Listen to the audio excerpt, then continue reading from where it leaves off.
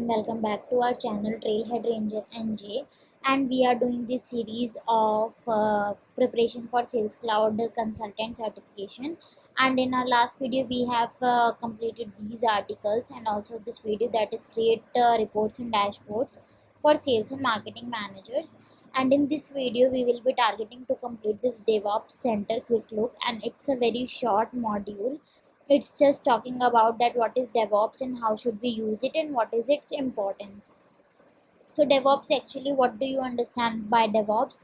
DevOps is nothing but developer operational, which replace the deployment related activities or minimize the manual efforts. So currently, if we are talking about deployment, that if we want to deploy from one org to another, we usually prefer, or the easiest way to go to is using change sets, but it requires very much manual efforts, and also it's a bit time consuming as well. We need to record or have the data somewhere, that to how many components or classes or records, sorry, or objects we have made the changes to, so that we can have it deployed to the higher orgs.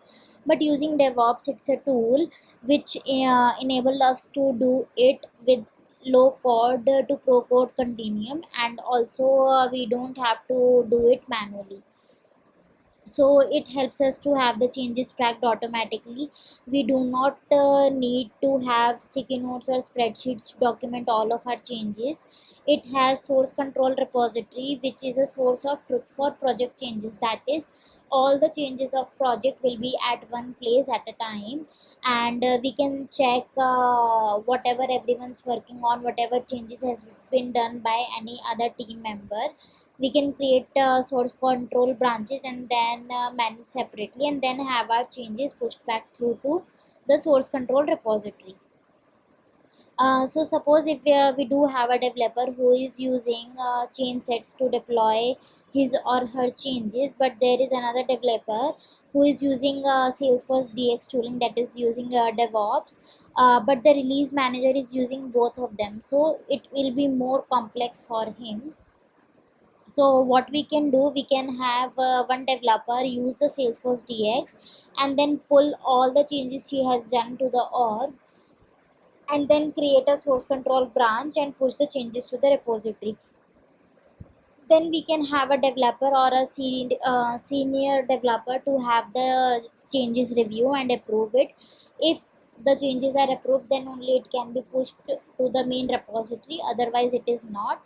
So you can see through this diagram, this is the source control repository, which consists of all the changes, all the real-time changes. Work item can be considered as the branch. So we are pushing our changes to repository. We are, whatever we are building in sandbox, we can pull it through. We can commit the changes to the repository. We can create review, then the somebody will review it, and if it is approved, then we can promote those changes to the repository as well as all. Or in other way, we what we can do is we can create a branch. We can develop in IDE, such as Visual Studio Code, and then we can commit the change, push it to a repository. We can create a pull request as well, and then merge and deploy it. If you are familiar with GitHub, then these terms will be very easy for you. These are just talking about those only, that we can have the activity history checked as well. It will avoid us to have the conflicts, that if one person is working on some changes, it will not be conflicted by another person's changes.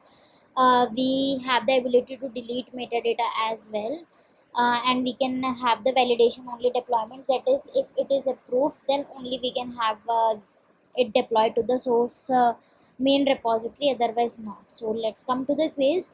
First is, what is the key benefit of DevOps Center? First option is pro code developers can now use change sets. No. Second is, the source control repository is your source of truth for project changes. Yes. Third is, you manually keep track of changes using sticky notes and spreadsheets. Using DevOps, we don't need to do that. Fourth is, users must have a deep understanding of source control and Salesforce DX tooling. No, it doesn't. We don't need to have a deep understanding of this tooling. Second question is, true or false? All development work must be performed from within DevOps Center. So no, we can have it using IDE or using other things as well, and then we can push it just through. So let's see. This module is completed. DevOps Center quick look. I hope you get the better understanding of DevOps, and in our next video we will be targeting this org development model.